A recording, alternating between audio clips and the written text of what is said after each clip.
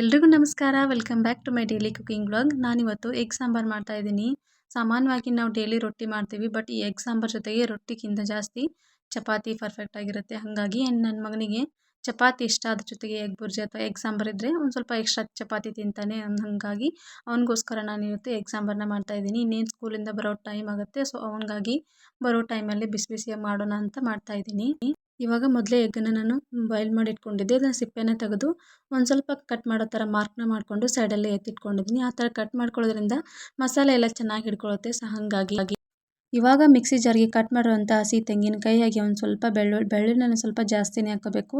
Sambar taste ತುಂಬಾ ಚೆನ್ನಾಗಿರುತ್ತೆ. ಇವಾಗ ಒಂದು ಸ್ವಲ್ಪ ಹಸಿ ಶುಂಠಿನ ಹಾಕ್ಕೊಂಡು ಮೀಡಿಯಮಾಗಿ ಕಟ್ ಮಾಡ್ಕೊತ 2 ಟೊಮೆಟೊನ ಹಾಕ್ಕೊಂಡು ಅದ್ರ ಜೊತೆಗೆ ಒಂದು ಸ್ವಲ್ಪ ಚಕ್ಕೆ, ಲವಂಗ, ಹಾಗೆ ಒಂದೆರಡು ಕಾಳು ಮೆಣಸನ್ನು ಸೇರಿಸ್ಕೊಂಡು ಇವಾಗ ಕೊತ್ತಂಬರಿ, ಒಂದು ಸ್ವಲ್ಪ ನೀರನ್ನು ಹಾಕಿ ಇದನ್ನು ನುಣ್ಣಗೆ ಗ್ರೈಂಡ್ ಮಾಡ್ಕೊಂಡು ತೊಗೋಬೇಕು. ಇದನ್ನು ತರಿತರೆ ಗ್ರೈಂಡ್ ಮಾಡ್ಕೊಂಡ್ರೆ ಅಷ್ಟು ಚೆನ್ನಾಗಿರಲ್ಲ. ಈ ಥರ ನುಣ್ಣಗೆ ಗ್ರೈಂಡ್ ಮಾಡ್ಕೊಂಡು ತೊಗೋಬೇಕು. ಇವಾಗ ಬಾಣಲಿಗೆ ಒಂದು ಸ್ವಲ್ಪ ಎಣ್ಣೆನ ಹಾಕಿದ್ದೀನಿ. ಎಣ್ಣೆ ಬಿಸಿ ಆದಮೇಲೆ ಬಾಯ್ಲ್ ಮಾಡ್ಕೊಂಡಿರೋಂಥ ಎಗ್ಗನ್ನ ಈ ರೀತಿ ಒಂದು ಸ್ವಲ್ಪ ಶಾಲೋ ಫ್ರೈ ಮಾಡ್ಕೊತಾ ಇದ್ದೀನಿ. ತೀರಾ ಕಲರ್ ಚೇಂಜ್ ಆಗೋವರೆಗೂ ಫ್ರೈ ಮಾಡ್ಕೊಳ್ಳೋ ಅವಶ್ಯಕತೆ ಏನಿರೋದಿಲ್ಲ. ಒಂದು ಸ್ವಲ್ಪ ಲೈಟಾಗಿ ಫ್ರೈ ಮಾಡಿಕೊಂಡ್ರೆ ಸಾಕಾಗುತ್ತೆ. ಇವಾಗ ಫ್ರೈ ಮಾಡ್ಕೊಂಡಾದ್ಮೇಲೆ ಮಸಾಲೆನ ರುಬ್ಕೊಂಡಿರ್ತೀವಲ್ಲ, ಅದನ್ನು ಇವಾಗ ಈ ಎಣ್ಣೆಲಿ ಹಾಕ್ಕೊಂಡ್ಬಿಡ್ಬೇಕು. ಈ ರೀತಿ ಎಣ್ಣೆಲಿ ಹಾಕಿ ಎಗ್ ಜೊತೆ ಒಂದು ಸ್ವಲ್ಪ ಶಾಲೋ ಫ್ರೈ ಮಾಡ್ಕೊಳ್ಳೋದ್ರಿಂದ ಎಗ್ ಜೊತೆ ಮಸಾಲೆ ಎಲ್ಲ ಚೆನ್ನಾಗಿ ಇಟ್ಕೊಳ್ಳುತ್ತೆ. ಇವಾಗ ಕಂಪ್ಲೀಟಾಗಿ ರುಬ್ಬಿರುವಂಥ ಮಸಾಲೆ ಎಲ್ಲನ ಹಾಕ್ಕೊಂಡು ಈ ರೀತಿ ಒಂದ್ಸಲ ಮಿಕ್ಸ್ ಮಾಡ್ಕೋಬೇಕು. ಮಿಕ್ಸ್ ಮಾಡ್ಕೊಂಡ ನಂತರ ನಾವು ಇದಕ್ಕೆ ಎಕ್ಸ್ಟ್ರಾ ಮಸಾಲೆನ ಸೇರಿಸ್ಕೊಳ್ಬೇಕು. ಇವಾಗ ಇದಕ್ಕೆ ಒಂದು ಸ್ವಲ್ಪ ಉಪ್ಪನ್ನು ಹಾಕ್ಕೋತಾ ಇದ್ದೀನಿ. ಉಪ್ಪು ಜೊತೆಗೆ ಒಂದು ಸ್ವಲ್ಪ ಅರಿಶಿನ, ಹಾಗೆ ಒಂದು ಸ್ವಲ್ಪ ಅಚ್ಚ ಖಾರದ ಪೌಡ್ರ್, ಹಾಗೆ ಒಂದು ಸ್ವಲ್ಪ ಗರಂ ಮಸಾಲ ಇಷ್ಟನ್ನು ಹಾಕ್ಕೊಂಡು ಇನ್ನೊಂದು ಸಾರಿ ಮಿಕ್ಸ್ ಮಾಡ್ಕೋಬೇಕು. ಖಾರನ ನೀವು ನೋಡ್ಕೊಂಡ್ಬಿಟ್ಟು ಹಾಕೋಬೋದು. ನಾನಿಲ್ಲಿ ದೊಡ್ಡ ಟೇಬಲ್ ಸ್ಪೂನಲ್ಲಿ 2 ಟೇಬಲ್ ಸ್ಪೂನಷ್ಟು ಖಾರನ ಹಾಕ್ಕೊಂಡಿದ್ದೀನಿ.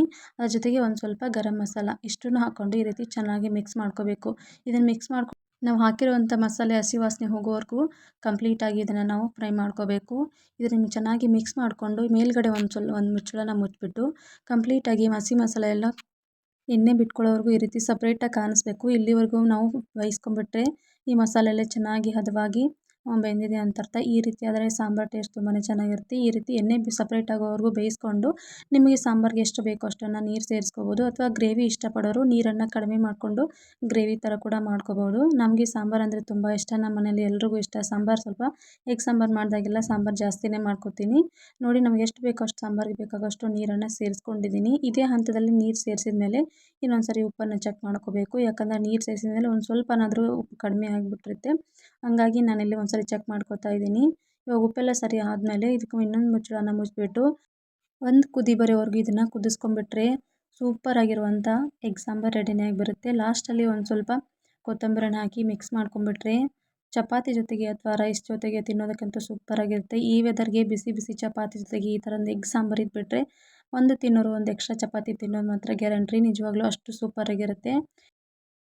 ಎಕ್ಸ್ಟ್ರಾ ಮಸಾಲೆ ಏನೂ ಹಾಕೋದು ಬೇಡ. ತುಂಬಾ ಸಿಂಪಲ್ಲಾಗಿ ಕ್ವಿಕ್ಕಾಗಿ ಮಾಡ್ಕೊಂಬಿಡ್ಬೋದು. ಚಪಾತಿ ಜೊತೆಗೆ ಅಥವಾ ಪಲ್ಯ ಏನಾದರೂ ಬೇಜಾರಾದಾಗ ಅಥವಾ ರೊಟ್ಟಿ ಜೊತೆಗೆ ಕೂಡ ತುಂಬಾ ಚೆನ್ನಾಗಿರುತ್ತೆ. ಬಟ್ ಚಪಾತಿ ಜೊತೆಗಂತೂ ಸಖತ್ತಾಗಿರುತ್ತೆ ಈ ಕಾಂಬಿನೇಷನ್ನು. ಇವಾಗ ಎಗ್ ಸಾಂಬಾರು ಅಂತೂ ರೆಡಿ ಆಯಿತು. ಇವಾಗ ಎಗ್ ಸಾಂಬಾರು ಆದಮೇಲೆ ಲಾಸ್ಟಲ್ಲೇ ಚಪಾತಿನ ಮಾಡ್ಕೊಂಡಿರ್ತೀನಿ. ಇವಾಗ ರೈಸ್ ಕೂಡ ಮಾಡ್ಕೊಂಡಿದ್ದೀನಿ ಸೈಡಲ್ಲಿ. ಚಪಾತಿ ಮತ್ತು ಲಾಸ್ಟಲ್ಲಿ ಮಾಡ್ಕೊಳ್ಳೋದ್ರಿಂದ ಬಿಸಿ ಬಿಸಿ ಸಾಂಬಾರು ಜೊತೆಗೆ ಬಿಸಿ ಬಿಸಿಯಾಗಿ ಚಪಾತಿ ರೆಡಿಯಾಗಿರುತ್ತೆ. ಇನ್ನೇನು ನನ್ನ ಮಗ ಸ್ಕೂಲಿಂದ ಬರೋ ಟೈಮ್ ಆಯಿತು. ಹಾಗಾಗಿ ಸ್ವಲ್ಪ ಬೇಗ ಬೇಗ ಆಗಲಿ ಅಂತ ಚಪಾತಿನ ಮಾಡ್ಕೋತಾ ಇದ್ದೀನಿ. ನಾನು ಯಾವಾಗಲೂ ಸಿಂಗಲ್ ಚಪಾತಿ ಅಥವಾ ಈ ಪದರ್ ಚಪಾತಿ ಎಲ್ಲ ಮಾಡೋದಿಲ್ಲ. ಈ ರೀತಿ ಮಡಚಿಬಿಟ್ಟು ಈ ಮೂಲಿ ಚಪಾತಿ ಅಂತಾರಲ್ಲ, ಇದನ್ನೇ ಮಾಡ್ತೀನಿ. ಈ ಥರ ಚಪಾತಿ ಮಾಡಿಕೊಂಡ್ರೆ ಎಷ್ಟೊತ್ತಿಟ್ಟರು ಕೂಡ ತುಂಬಾ ಸಾಫ್ಟಾಗಿರುತ್ತೆ. ಯಾಕಂದರೆ ಬೇಯಿಸ್ಕೊಳ್ಳುವಾಗ ತುಂಬ ಉಬ್ಬಿ ಬರುತ್ತೆ. ಈ ಥರ ಫ್ಲಫಿಯಾಗಿ ಕೂಡ ಇರುತ್ತೆ. ಹಾಗಾಗಿ ನಾನು ಯಾವಾಗಲೂ ಈ ರೀತಿ ಮೂಲಿ ಚಪಾತಿನ ಮಾಡ್ಕೊತೀನಿ. ತುಂಬ ಚೆನ್ನಾಗಿರುತ್ತೆ. ಎಷ್ಟೊತ್ತಿಟ್ಟರು ಕೂಡ ಅಷ್ಟೇ ತುಂಬ ಸಾಫ್ಟಾಗಿರುತ್ತೆ.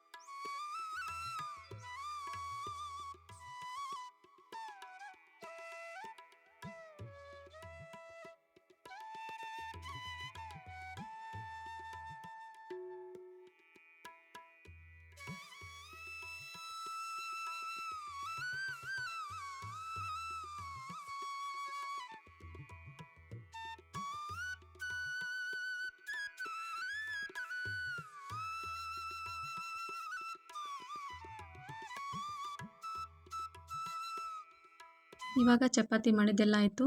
ಇವಾಗ ನೆಕ್ಸ್ಟು ಊಟಕ್ಕೆ ರೆಡಿ ಮಾಡ್ಕೊತಾ ಇದ್ದೀನಿ. ಇನ್ನೇನು ಮಗ ಸ್ಕೂಲಿಂದ ಬರೋ ಟೈಮ್ ಆಯಿತು. ಹಾಗಾಗಿ ನೋಡ್ತಾ ಇರ್ಬೋದು. ಇವತ್ತಿನ ವಿಡಿಯೋ ನಿಮಗೇನಾದರೂ ಇಷ್ಟ ಆದರೆ, ಹಾಗೆ ಇವತ್ತಿನ ಕುಕಿಂಗ್ ವ್ಲಾಗ್ ನಿಮಗೇನಾದರೂ ಇಷ್ಟ ಅನಿಸಿದರೆ ಪ್ಲೀಸ್ ವಿಡಿಯೋಗೊಂದು ಲೈಕ್ ಮಾಡಿ. ಹಾಗೆ ಮತ್ತೆ ಮುಂದಿನ ವಿಡಿಯೋದಲ್ಲಿ ಸಿಗ್ತೀನಿ. Thank you so much for watching.